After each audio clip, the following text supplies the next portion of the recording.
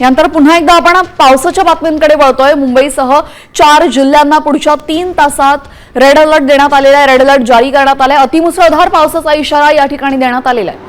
मुंबई, ठाणे, पालघर आणि रायगड जिल्ह्यांमध्ये पुढील 3 तास अत्यंत महत्त्वाचे आहेत। प्रशासनाने नागरिकांना सतर्क राहून आवश्यक खबरदारी घेण्याचं आवाहन केलेलं आहे।